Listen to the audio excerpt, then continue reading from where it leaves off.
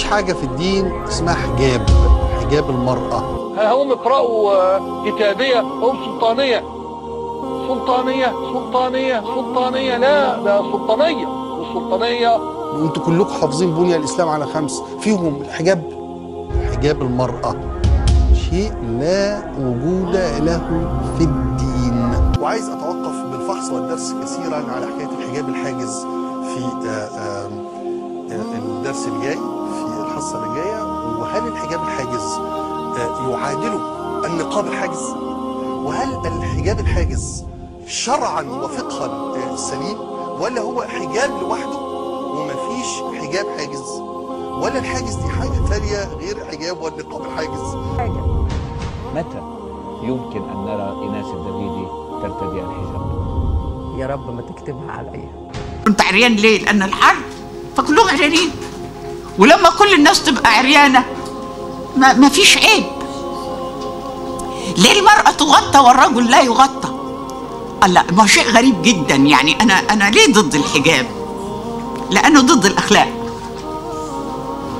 طب ما أنا استسهل، عايزة أبقى بنت شريفة أشتري حجاب ب50 قرش ولا ب50 جنيه، يعني أدخل الجنة ب50 جنيه أو 50. يعني شوف سنة الرسول عليه الصلاة والسلام ليست السواك ولا تربية اللحية. أي سنة لا ولا لا.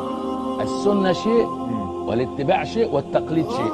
التقليد اللي عايز يقلد النبي يروح جبلات القرود.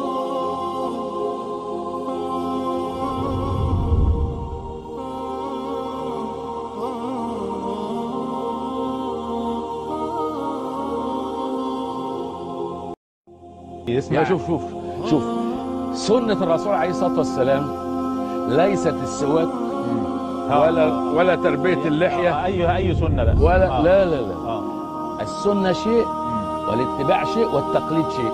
التقليد اللي عايز يقلد النبي يروح جبلات القرود. ده الفرق بين الاتباع والتقليد. اللي بيقلد بيجيب السواك ويقول لك اصل السواك في دكتور في ألمانيا على ناصية شارع برلين قال انه حلو وجميل وظريف.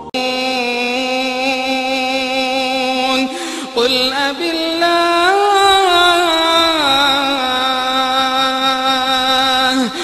أبالله وآياته ورسوله كنتم تستهزئون لا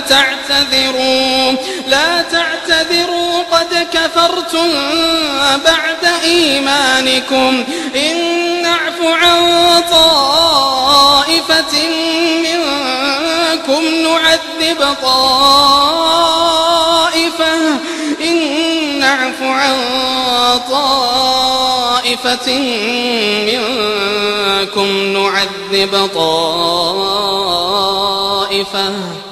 نعذب طائفة بأنهم كانوا مجرمين.